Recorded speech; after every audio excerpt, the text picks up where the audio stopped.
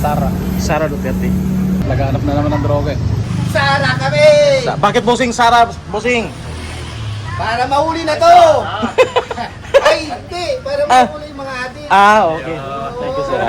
Oo, para balik yung...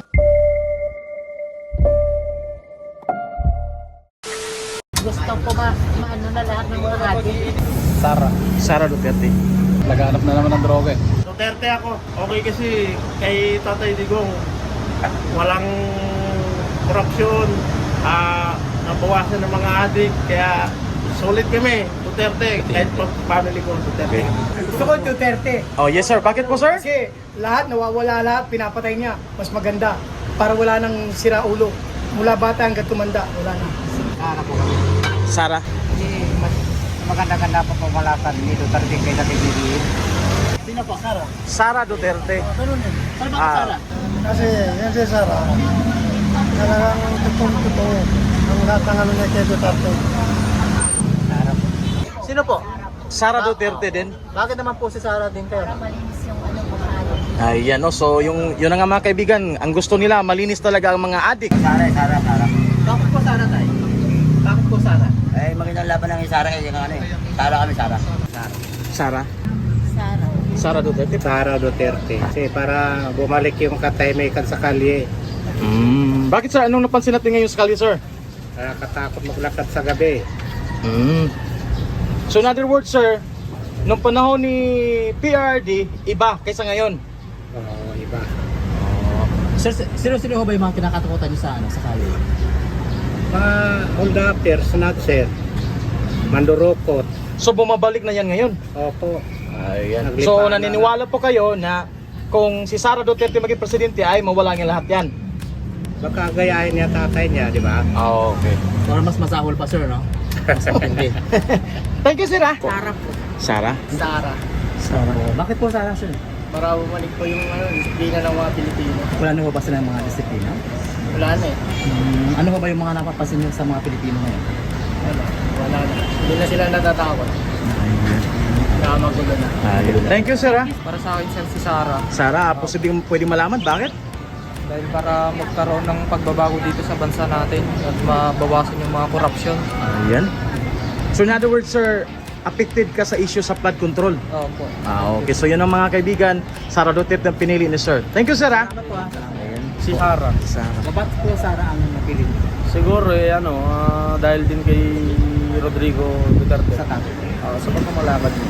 In other words, sir, base sa na-experience mo sa panahon ni tatay, nakita mo yung, anong nakita mo? Siyempre sa pamamalakad ni Duterte, mas parang naging safe ang Pilipinas. So naramdaman niyo sir? Siyempre Duterte. Bakit naman po si Duterte po yung boboto po niya? Siyempre nung nakaraang administrasyon ng kanyang tatay, marami talagang pagbabagong nangyari. Tulad ng ano po? Tulad ng kumonti ang mga drug addict sa bansa. Tapos nalimitahan talaga yung drugs sa Pilipinas.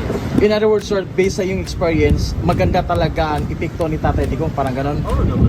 Okay. Thank you, sir. Duterte. Ay, Duterte pala. Ito. Hindi pa namin sinabi, pero... Duterte po. Sir, bakit Duterte? Bawas kriminal at mga adik. Ay, yan po. Kampante kami lahat, pati anak namin nakapaglaro sa labas eh. Sa ngayon po ba hindi na kayo kampante? Kita ba yung mukha ko, sir? So hindi. Sa ngayon po ba hindi po kayo kampante? Sa ngayon hindi, dumadami mga adik eh. So isang rason yan, sir. Na if Yes, po. ever si Sara ang iboboto, babalik sa dating way of style ni PRD, parang ganon. Yes po. Okay, thank you, sir. Duterte tayo. Sir? Duterte. Yun lang ang amin. Duterte lang no comment lang. Okay. How about you, sir? Bakit naman po Duterte? Yun, wala na comment na kami, basta yun lang sa Duterte. Ayan, so yun ang mga kaibigan. Kumbaga, hindi ma-explain ang lahat, basta Duterte. Thank you, sir. Sa akin naman, gusto ko talaga si Sara Duterte. Sara Bakit po si Sara ang Kasi siyempre naawa rin ako kayo sa tatay niya. Bakit doon kinulong sa ibang bansa? Dahil sabi dapat dito sa atin yung latest yung kaso. Kahit may kasalanan siya, kung mayroon man siyang kasalanan, dapat dito sa atin. O hindi doon sa ibang bansa. Tamang-tama din naman. Kumbaga, no political issue. Sa akin wala naman akong Oo. pinapanin kung sino maging presidente. Oo. Pero yung isa lang sa akin, yung Gawin ang tama. gawin yung tama. Dapat yung mga magnanakaw sa gobyerno, ikulong yan. Thank you, sir. Natuto kami sa opinion mo, sir. Tamang-tama talaga. Thank you, Kasi thank you. maraming nangyayari ngayon sa panahon niya doon. Dami yung mga pundo ng Pilipinas, dinanakaw. Dinanakaw, wala pang nakukulong yata. Sana, Opo, sa palagay niyo, sino ba yung pulot dulo ng lahat ng hindi ko lang masabi kasi mahirap naman sabi. Pero bilang isang mamamayan, alam ko yan kung sino kahit na wala akong pinag-aralan. Pero alam ko kung sino ang... Common sense, malaman mo na, sir. Basta hindi lang ako magsasalita, dahil mahirap yun. Okay. Thank you, sir. Kailangan si Sarah Yes. para... Para mawala na yung mga adik. Yan. So, in other words, ma'am, ibalik natin ang mga Duterte dahil sa mga adik. Yun, ibalik yun nato. Ayan. Thank you, mama. Pero anong pinaka-main dito? Santa Cruz? Santa Cruz, Manila to dito? Itong kali natin, Santa Cruz, Manila. Okay. Para klaro.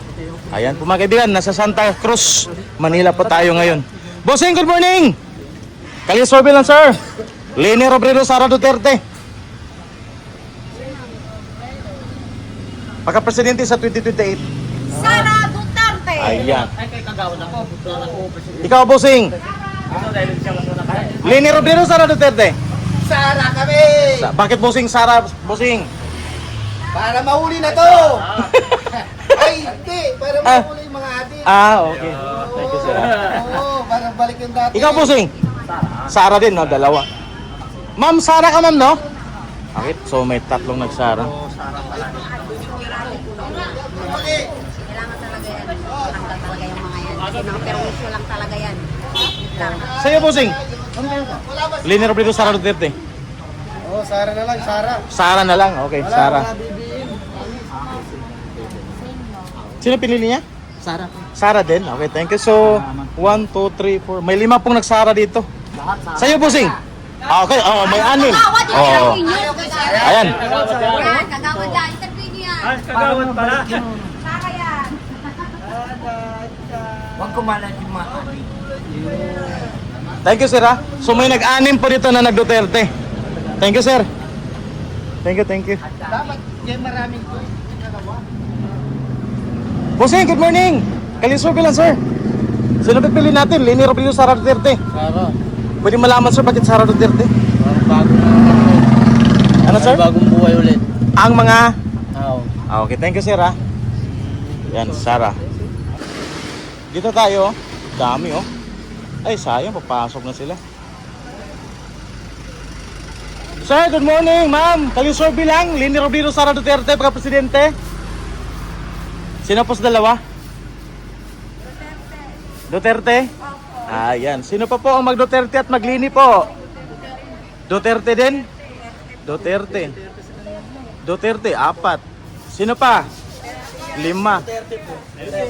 I think Duterte ba lahat? Wala. Sino ang mag-Leni para ma-identify natin? Wala mag-Leni. So, 1, 2, 3, 4, 5, 6, 7, 8, 9, 10. Busing! Duterte. Pakibilang pre, ilan sila pre? Duterte lahat? 1, 2, 3, 4, 5, 6, 7, 8, 9, 10, 11, 12, 13, 14, 15, 16, 17. Ilan? Sa 17 sila, no, wala mga nag-suggest na Leni. Puro Nagamit ko Duterte. din yung mga anak ako. Libre. Doon sa amin, San Mateo, sa Inares. So yun mga kaibigan, may 17 po na nagsara Duterte dito. Sa grupong ito po, Sara Duterte ang pinili. Kaya Duterte ka, ma'am. Kaya Duterte ako kasi magkasakit tayo, libre. Yun ang importante. Libre. Kayo po. Duterte din ako. Bakit po nga? Bakit nga po Duterte? Subok na namin yan. Kayo po, sir. Thank you, sir, Thank you. Ayan po. 17 ba sila? 17 po na nagsara Duterte dito. Walang sumausaw na Leni. Ayan, Duterte. Sige, thank you. Mga kaibigan, ang dami nila nag-Duterte doon. Yan, mga kaibigan, umuusok pa rin ang lakas ng Duterte sa ating Kalisorbe, mga kaibigan. Lakas.